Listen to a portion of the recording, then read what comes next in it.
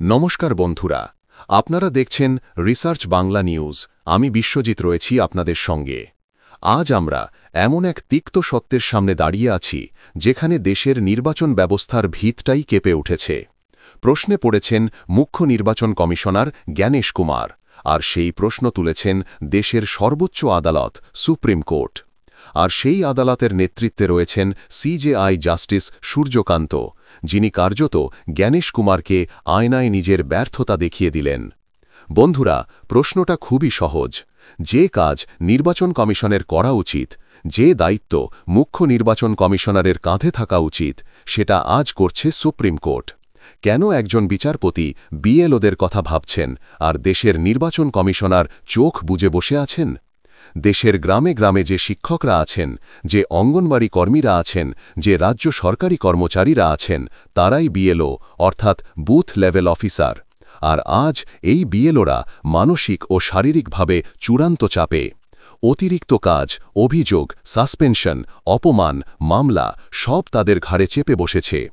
দেশের নানা প্রান্তে ঘটছে বিএলওদের মৃত্যু। কোথাও হার্ট অ্যাটাক, কোথাও আত্মহত্যা, আর কোথাও অপমান সহ্য না করতে পেরে একজন যুবক নিজের বিয়ের আগের দিনই প্রাণ দিয়েছেন। আজ সুপ্রিম কোর্টের বেঞ্চ, যার নেতৃত্বে আছেন সিজেআই সূর্যকান্ত, একাধিক গুরুত্বপূর্ণ নির্দেশ দিয়েছেন। প্রথম নির্দেশ, এসএআইআর চলা সমস্ত রাজ্যে অতিরিক্ত স্টাফ নিয়োগ করতে হবে। কোথাও 10,000 আছে, 20,000 করো। কোথাও 3,000 আছে, বাড়াও। চাপ কমাও, এটাই আদালতের নির্দেশ। দ্বিতীয় নির্দেশ, যদি কোনো বিএলও ব্যক্তিগত কারণে এসএআইআর করতে না পারে, তাকে জোর করা যাবে না। তার জায়গায় অন্য কাউকে নিয়োগ করতে হবে। তৃতীয় নির্দেশ, যদি কাউকে সঠিক কারণ দেখিয়েও ছাড় না দেওয়া হয়, তাহলে সেই বিএলও সরাসরি আদালতে যেতে পারবে। এই তিনটি নির্দেশই প্রমাণ করছে, যা করা উচিত ছিল নির্বাচন কমিশনের, তা করছে আজ দেশের সর্বোচ্চ আদালত। বন্ধুরা, একটা ঘটনা আমরা ভুলতে পারি না। উত্তরপ্রদেশে এক বিএলও, যার পরের দিন বিয়ে ছিল, সে শুধু একদিনের ছুটি চেয়েছিল। অভিযোগ, কানুনগো তার বাড়িতে ঢুকে পরিবারের সামনে অপমান করেন, সাসপেন্ড করে দেন। এমন অপমান যা সহ্য করতে না পেরে সে নিজের প্রাণ দেয় বিয়ের আগের দিন। যার মাথায় পাগড়ি ওঠার কথা ছিল, সে গেল অন্য জগতে। এটা কি প্রশাসনের জুলুম নয়?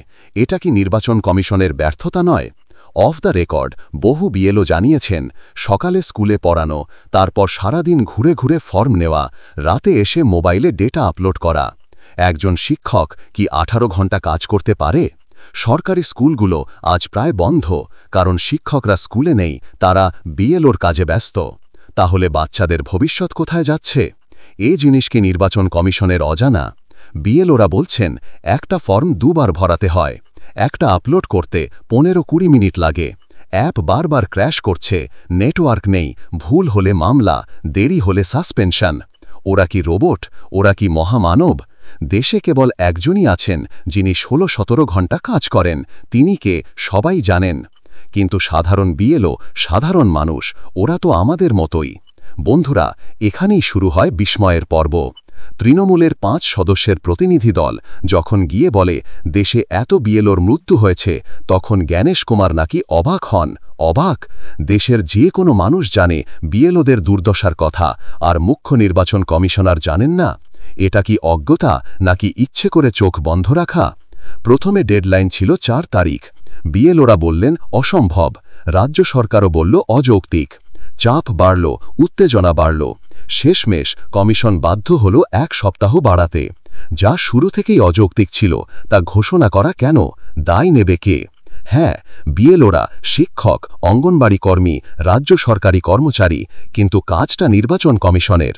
তাহলে প্রস্তুতি নেবে কে? পরিকাঠামো দেবে কে? সময় ও জনবল দেবে কে? সব দায় এড়িয়ে কমিশন কেবল নির্দেশ দিচ্ছে। কাজের চাপে মানুষ মরছে, কিন্তু কোনো জবাবদিহি নেই। এটা ইতিহাসের ঘটনা। যে কর্মীরা কমিশনের কাজ করেন, তারাই আজ কমিশনের দপ্তরে গিয়ে বিক্ষোভ করছেন। কলকাতায় 2 বার বিক্ষোভ হয়েছে। এরা সবাই কি দলীয়?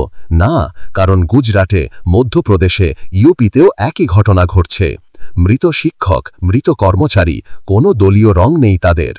এটা কোনো রাজনৈতিক বিষয় নয়, এটা মানবিক ইস্যু। একটা দেশের নির্বাচন ব্যবস্থার বিশ্বাসযোগ্যতার ইস্যু।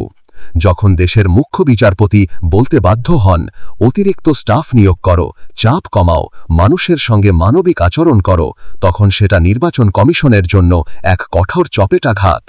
বন্ধুরা, আজ প্রশ্ন করছি আপনাদের, কখনো কোনো বিএলও আপনাকে নিজের কষ্টের কথা বলেছে?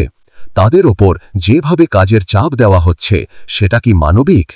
মোদিজির মন কি বাত সবাই শোনে, কিন্তু কখনো কোনো বিএলওর মন কি বাত কেউ শুনেছে? নির্বাচন হল গণতন্ত্রের উৎসব, কিন্তু যদি উৎসবের আয়োজন হয় শ্রমিকদের রক্ত জলে, তাহলে সেটাকে কি গণতন্ত্র বলা যায়?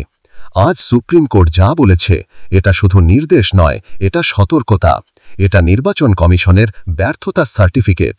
বন্ধুরা, এ বিষয়ে আপনারা কি মনে করেন কমেন্টে অবশ্যই জানাবেন, এবং আমাদের বিশ্লেষণ ভালো লাগলে রিসার্চ বাংলা নিউজ ইউটিউব চ্যানেলটিকে সাবস্ক্রাইব করে আমাদের পাশে থাকুন। ধন্যবাদ।